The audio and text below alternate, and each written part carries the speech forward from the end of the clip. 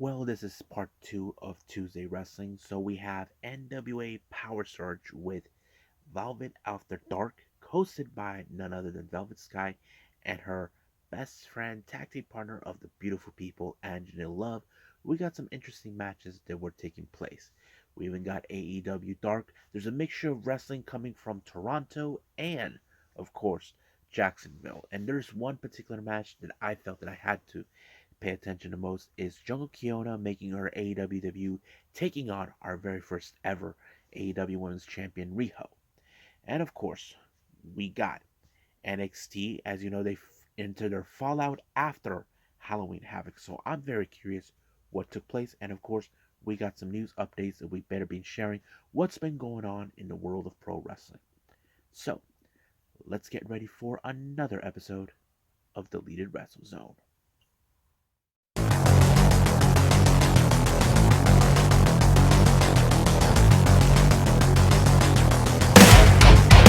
Are you ready? Get up, get up! Get up, get up! Get up, get up! Get up, get up! Get up, get up! Get up, get up!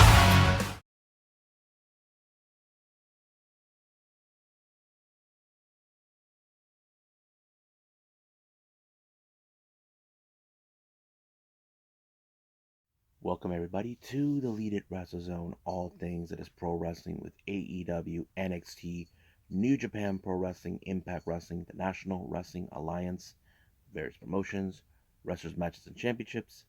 I am your host, J Rod here. So let's begin with NWA PowerrrSurge. This is one of the segments by Velvet Sky known as Velvet After Dark. Now, if you guys remember the last time she did something like this, apparently, she said that there were some complaints. Not to mention, she had a bunch. Not to mention, Austin Idol was ruining her moment, and he practically did. But this time she wasn't alone. She had her co-host, of course, her beautiful people tag team partner and best friend, Angela Love. So basically, they just did what they did. But our first match, we have one of the country gentlemen, Anthony Andrews versus Trax. Now, I barely know much about these two guys, but I thought it was a pretty good how do I say heavyweight type match from what I can tell. But it was Anthony Andrews with a body slam onto Trax that picked up the win. Now we get an interview with, of course, the beautiful people. This time they meet Magic Jake Dumas along with CJ. Now, they asked the question, what is his purpose being in NWA? Well, he said he likes to make people bleed. Okay, if he wanted to do that, I would say honestly, Penny, he could have done that in GCW. You probably would agree with me. But yeah. Anyway, we have our next match. Now, this is a real interesting name. I haven't heard that name since reading that book, The Outsiders. Soda Pop taking on Eric Johnson. Yeah, if you guys ever seen that book, read the book, or saw the movie Outsiders, there was a character named Soda Pop. So I thought the match was pretty good. I have to say Eric Johnson continues to grow and grow in the NWA, not to mention with his amateur background, but it was usual with the German suplex that sealed the deal for him to make this win. Now our next interview, I knew this interview was going to go bananas. Taryn Terrell and Natalia Markova. Now these two ladies, as you know, it's all about getting the attention. I've seen these two ladies out, so basically I lost track what they were talking about because it's all about the attention. It's always been played out that way with these two ladies. Now our next match we have Casey Rocks versus Rolando Green. Now you wouldn't believe this. Aaron Stevens was right there supporting Casey Rocks, but he took out by the little big brother, Rolando Freeman. I was like impressed. I think many people aren't getting behind Rolando. As you know, he is known to be, I defeated Matt Cardona twice, and I deserve an NWA World Heavyweight title. We do agree on that, but we'll see when that day comes. But it was Rolando with the big boot onto Casey Rocks that allowed him to win. And then our final interview, we had Mercurio. I don't even know what he talked about. I lost track what he said, but we'll skip it. Now, our last match, we have Sal the Pal taking on Jack Stay. Now, as always, we don't know what Sal the Pal is thinking in the back of his head, but we can tell that he'll do anything to keep Father Mitchell, proud, but he has to deal with the big Jack Stane, which, of course, you can tell by this that Jack Stane won the match. But we're still waiting for the day where uh, Anthony Mayweather will get his revenge on him for what he did, but that's until some other time. So I think that's pretty much it what we have with NWA PowerrrSurge. I believe it's time for AEW Dark.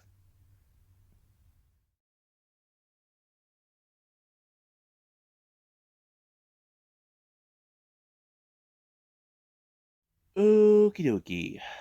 AEW Dark opened up with Lance Archer dragging his opponent Isaiah Brown. I think that's his name. But I don't need to tell you how that match ends. I can tell you how it ended. It ended with the blackout. Yeah, like his catchphrase. Everybody dies. Anyway, we have the reality Zach Clayton taking on what's his name? Shane Zaber. Don't know much about him, but as this is one of those matches in Toronto, as you know. I forgot to mention the first 5 matches are from Toronto. So as you know, but Shane Saber is a local hero in Toronto. That's from one of the Taz and of course what's his name Excalibur mentioned. But whew, excuse me. But Zach Clayton actually finished off Shane Saber with the Fisherman Buster. 1, 2, 3. It's done. Next up, we have Athena versus Alexia Nicole. Now, this is an interesting individual. I haven't seen Alexia Nicole for quite some time. Those who don't know Alexia Nicole, I have seen her appeared on Impact Wrestling. I had no clue what happened to her. You see, when the day of the pandemic hits, she just disappeared. Nobody knows what happened to her. But I was able to find out she has been wrestling still in Canada. I've been seeing that on her social media, but see, she's doing pretty well. But it's great to see her. Don't get me wrong. But looked more the crowd were behind Alexia, but it was of course Athena that picked up the win with a knees to the abdomen on when she had her on top, boom, and picked up the win. But she did have had the people Athena had everybody from Canada to cheer on for Alexia Nicole for doing a great effort in this match, which is nice of her. Now, our next match we have, he's very nice, he's very evil. Danhausen versus James Stone. Now, this was a very interesting matchup because Danhausen, he just went bananas because, ding ding, if you guys remember, Pac whacked him in the head with the hammer when he tried to help Orange Cassidy to stop Pac from hurting him with the hammer again at their last confrontation. But it did help out. I don't know if he did like a octopus submission move onto Stone, but it did work. He did submit it, giving Danhausen the win. Now, our next match, we have Aaron Solo taking on Serpentico, but however, Aaron Solo demanded that he wants QT Marshall by his side. We all know why he wants it. He uses them to cut corners because you've seen how Serpentico and Luther are. Basically, they help each other out. They're like two peas in a pod. But it did not help Serpentico one or the other until Aaron Solo applied the corkscrew kick onto his head. 1, 2, 3. It was over. Now our next 3 matches are part of the Jacksonville at the Daly's Place Arena. Our next match, this is the one I've been waiting for, Riho versus Jungle Kiona. I have to say this was a great match. Now, I have to say I give credit to Excalibur that she's been keeping up with what's been going on with her because I agree Jungle Kiona has been known to be mostly a tag team wrestler. I mean, she won the Goddesses of Stardom and the Artists of Stardom, but never had the opportunity to win the bigger championships. Like the Wonder of Stardom, the CWA, the high speed, that sort of thing. But I have to say this match was really good. I liked this one because it showed a bit of the rivalry between both Riho and Jungle Kiona. Now, some of you may say that they ever met in Stardom. Well, I do know that Riho spent much of 2020 in Stardom, um, and also parts of 2019 because she won the high speed. So that was the whole thing. I think that's how they knew. But if you guys remember, clearly 2020 was the year where Jungle Kiona injured herself. Had multiple surgeries, multiple treatments, all that stuff. But the match was pretty good. Like, Jungle Kiona could have won this match, but Riho won when she applied a running Meteora right into her, applying the double knees right in her face. 1, 2, 3, she won. Now, our next match, we have the Workhorsemen, Anthony Green and Anthony Henry, and JD Drake taking on the Lucha Brothers. Awesome match because these two are two of the most incredible tag teams ever to watch. But however, it was Penta who picked up the win by pinning Anthony Green. I thought it was great. Next match, our next match. My bad. The last two were in fact from the Toronto area. We have Emi Sakura teaming with Serena Deeb, taking on Taylor Rising and Casey Spineley. Um, this match ended with submission by Serena Deeb with the Serenity Lock onto Spineley and ended right there. But our main event that they showed, we have Nick Comoroto along with the Factor taking on Ricky Starks. I think this is a payback for not getting the job complete with, as you remember, QT made his word to Hobbs that he was going to get rid of him. It did not work, so it looks like he's trying to finish the job. But however, the X Factor is you have Solo and QT at the ringside, but they got caught with the jars, with the cookie jar. But one thing that I did was impressed is somehow Ricky Starks was unable to apply the Rochambeau, but he modified it into a power bomb, which was simple. I don't know if he had the strength to pull it off, but I think that was a great ending in that way. So yeah. So I think that's pretty much it. What we have with AEW Dark, I believe it's time for our last review, NXT.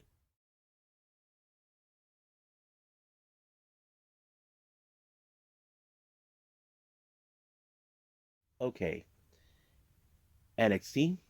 As you know, they entered the fallout after Halloween Havoc, which was a good show. It opened up with the NXT Women's Tag Team Championship. I thought this match was pretty good, but I don't know what happened. And it was like we thought that Starks and Lyons had this match right in the bag, but apparently the ref saw that one of the champions was not the legal. As you know, when you make a tag, the person who you thought was the one who was still in legal in the match was not there. So basically, it was reversed. So they tried to continue on, but not. No, it was Nikita Lyons who was the one who lost to her team when she ended up in a 450 splash by Katana Chase. But later on, you saw how devastating Starks and Lyons were. But Lyons wanted to take the blame because she was the one who got the pinfall.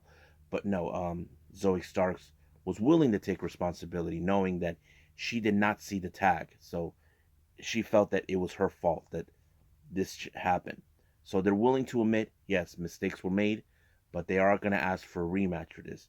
I think that's a good storyline saying, okay, we're seeing that we messed up. Let's move on from this. Try again.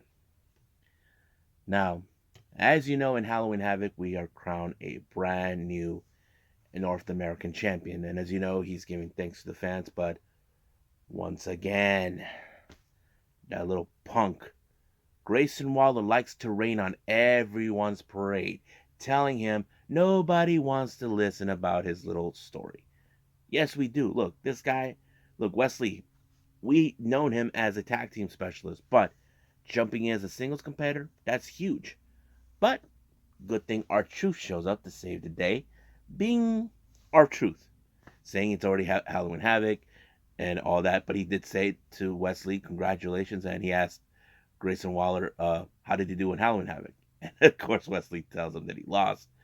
But Grayson Waller did not like the fact that someone like R-Truth is in his show, as he say. But he said he was going to kick his ass the next week. But Instead, that he decided to attack him early, but it did not work. So he got stomped by both Wesley and Truth. Now, as you know, we have the NXT Tag Team Championship taking place later on. Malik Blade and Enofe had their last minute prep. However, Malik Blade seemed a little worried, knowing that what if they lost? But look, Enofe tried to tell him, look, we only got one shot at this, and he's right. You don't want to blow it at this moment, and I think that's a good thing for Enofe to say, look, there is the possibility they could lose, but we can't avoid that. So you got to take the right shot, and I think that's a good pep talk, and I like that story. Now, we do get Apollo Crews with a interesting interview. As you know, the reason he came back to NXT from the main roster is that he has a sight set on the NXT title. That was part of what he wanted until he was derailed by various people, especially guys like Zion Quinn, Grayson Waller. But now it seems like all of that is put behind him. Now he can focus on the NXT title. But the one thing that is clear, he wants to hear what Braun Breaker had to say. Braun Breaker was not here on this particular day, so basically he'll have to wait till next week. Now, we do see Quincy Elliott comes out to give the proper introduction to his co-host for Halloween Havoc, Shotzi, to take on Lash Legend. Now, if you guys remember what happened in Halloween Havoc, Lash Legend felt that Shotzi had no right to host Halloween Havoc due to the fact that she felt that she is more essential. But Halloween Havoc is Shotzi Blackheart's thing. That's what she does.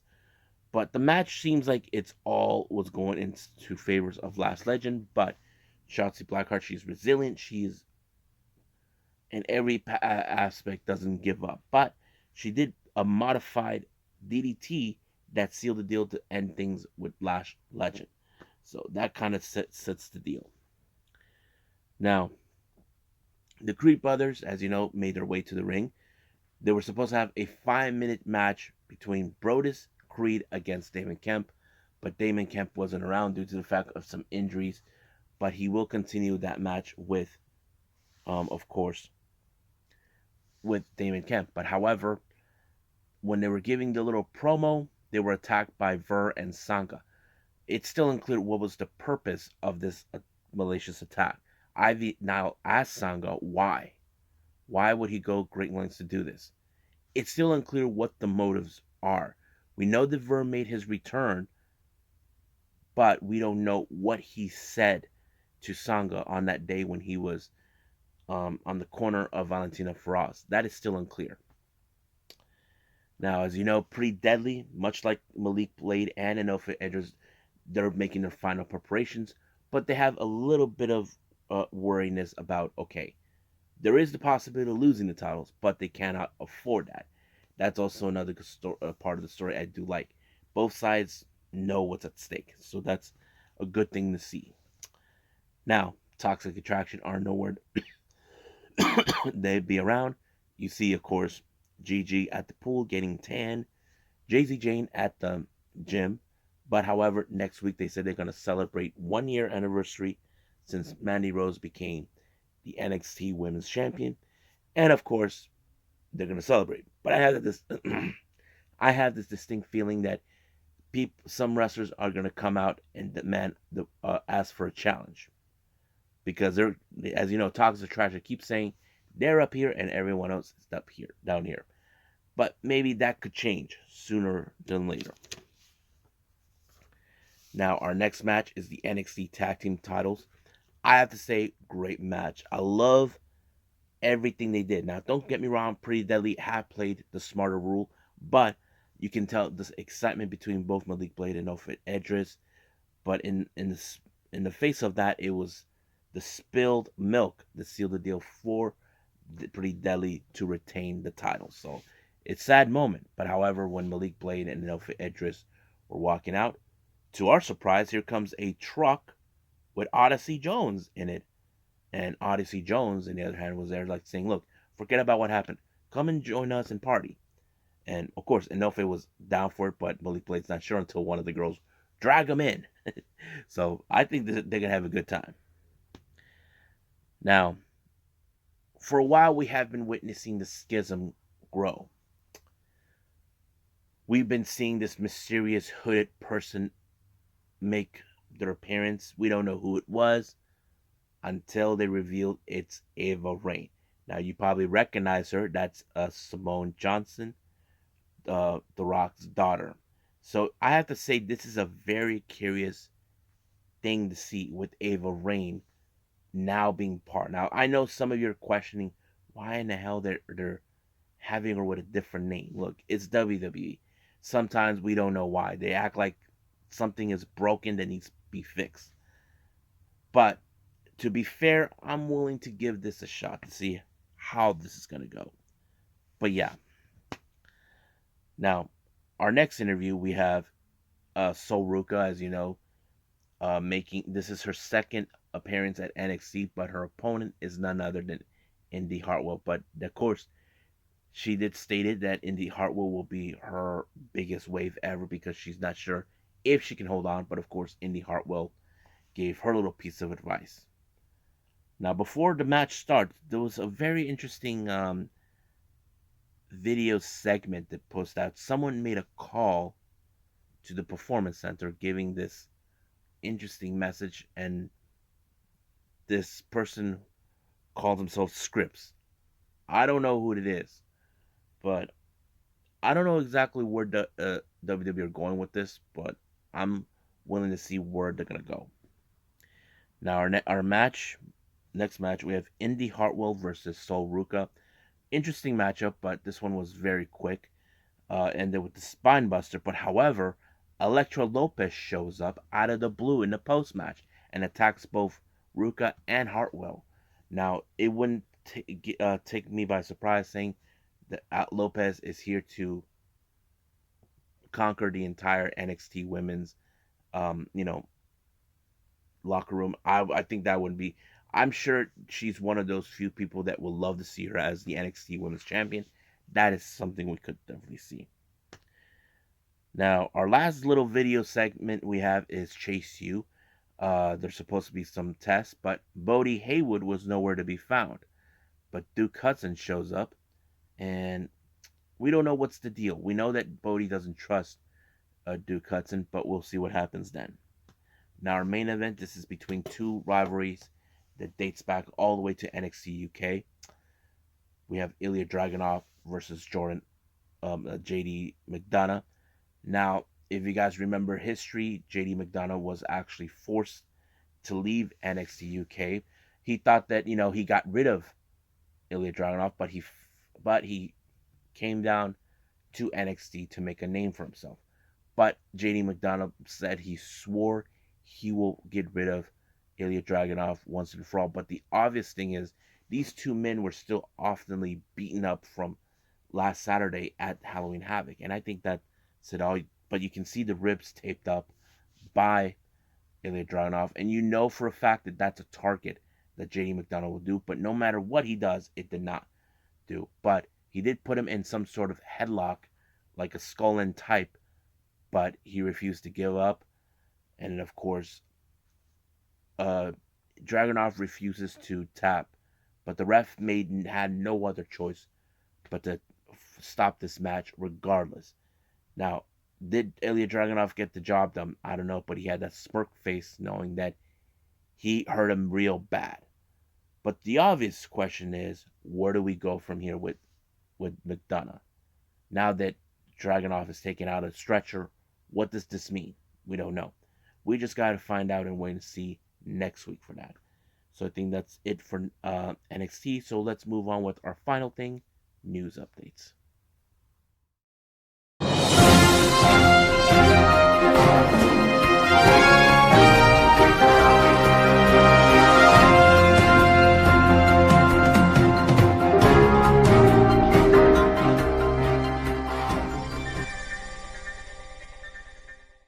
Okay, our news updates. So here's what we got. JCW updates here. First things first, JCW will be heading to Jeffersonville, Indiana. This is their first time being there, so They will make their debut on December 4th at the arena. So there's still no information yet, but I will follow this along as we go. And finally, we have a match coming up for the Hit 'em Up on the 29th of this month of October. We have Yamato taking on Jordan Oliver. I have to say, this is going to be one interesting matchup. Now, you guys may have heard the news already, but this was already talked about.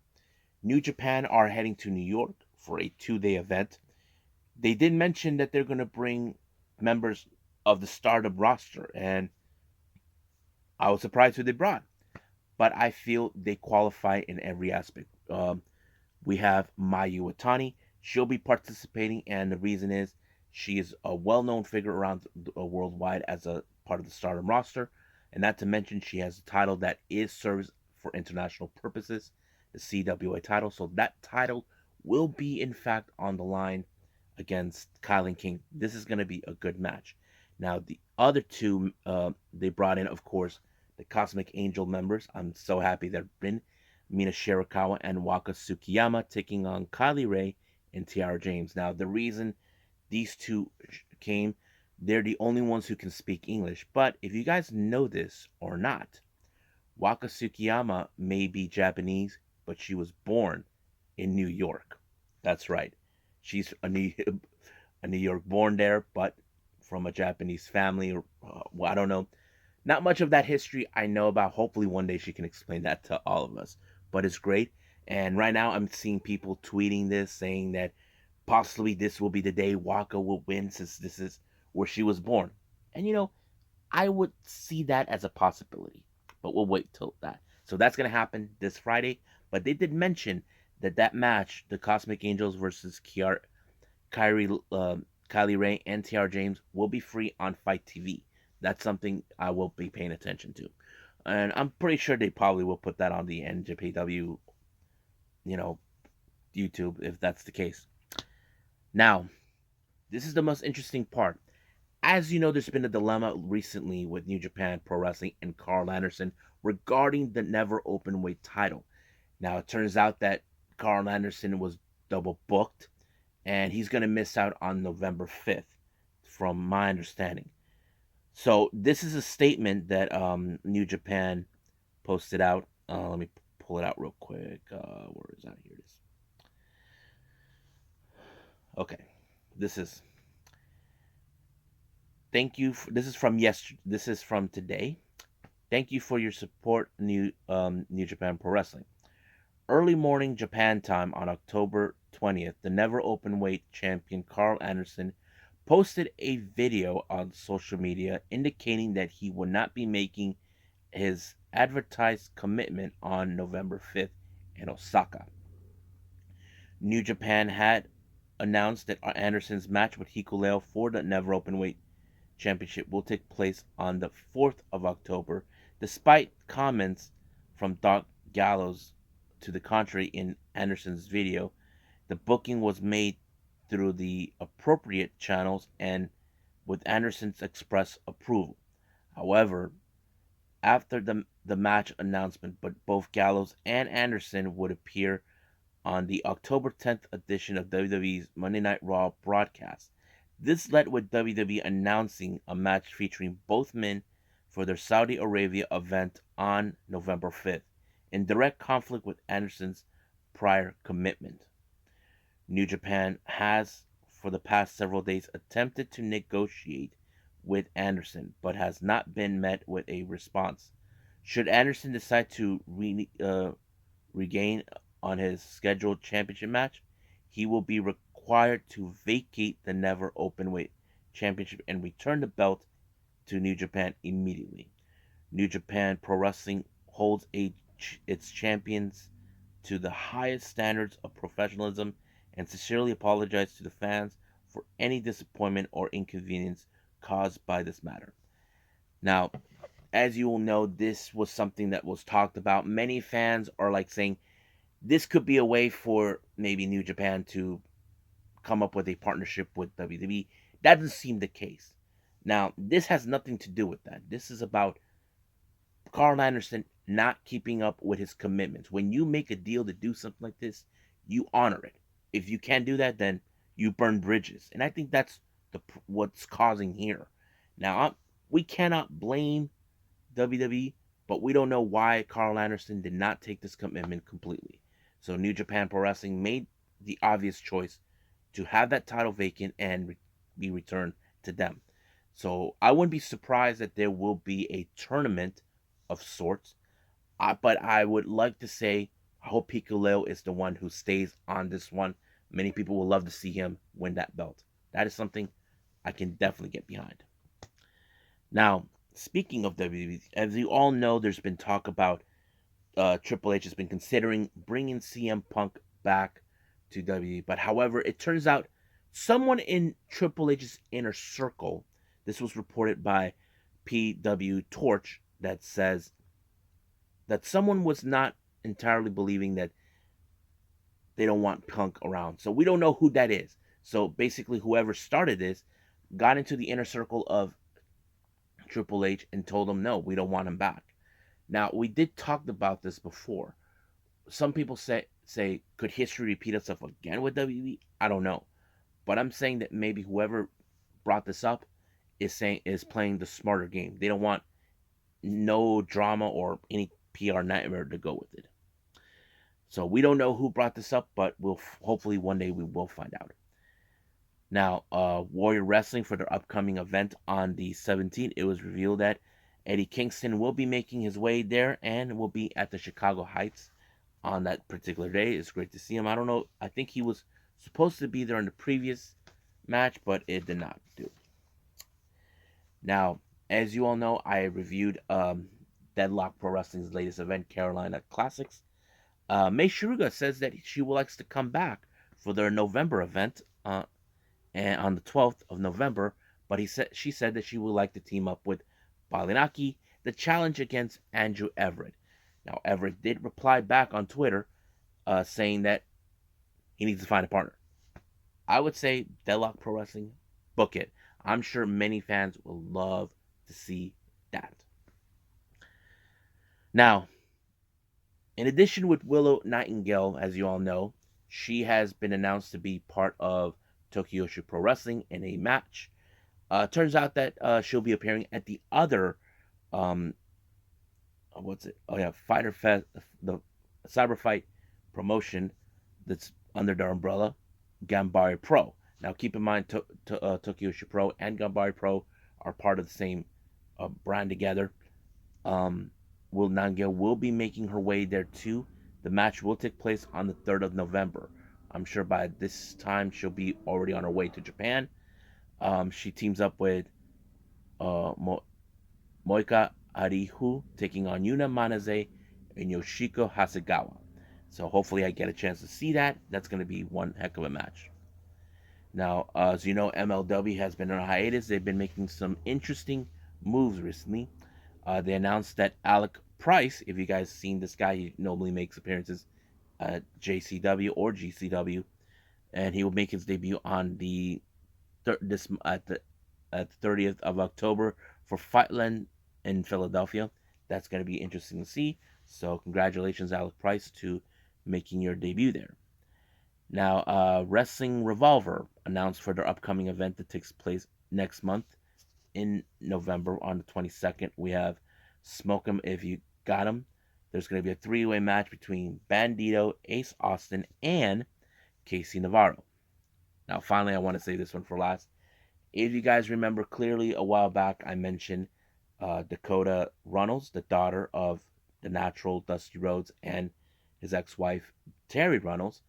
As you know, I mentioned that Dakota and her husband announced that they're expecting their first child. Now, there's still no indication what the gender was going to be. Well, they have a little gender revealment that was quite unique. They showed a little pumpkin, and color smoke comes out, and it turned blue. And you all know what that means. They're having a boy, so congratulations, Dakota, and to her husband. And I'm sure Dustin Rhodes and his ex-wife, Terry, are going to be one happy grandparents spoiling this little boy. I'm sure that's what they're gonna do. So it's gonna be fun. So I think that's pretty much it with our news updates. I believe it's time to call it a day. Well, hope everybody enjoys this episode. Coming up, we have New Japan Pro Wrestling Battle Autumn. This is gonna be interesting. Two matches involving the um, for the IWGP Television World Television Title and many other things, and of course AEW Dynamite. And I can't wait to review that. But if there's any other events, I feel I will do that as soon as possible. I'll just wing it, whatever it's available I can find it, because Watch Pro Wrestling uploads a lot of videos out of the blue, nowhere. But we'll see what happens. So I think that's pretty much it. So I will see you guys in the next DWZ time. Same DWZ channel. I must bid all of you adieu. So, goodbye. Mwah. And have a nice day. Bang.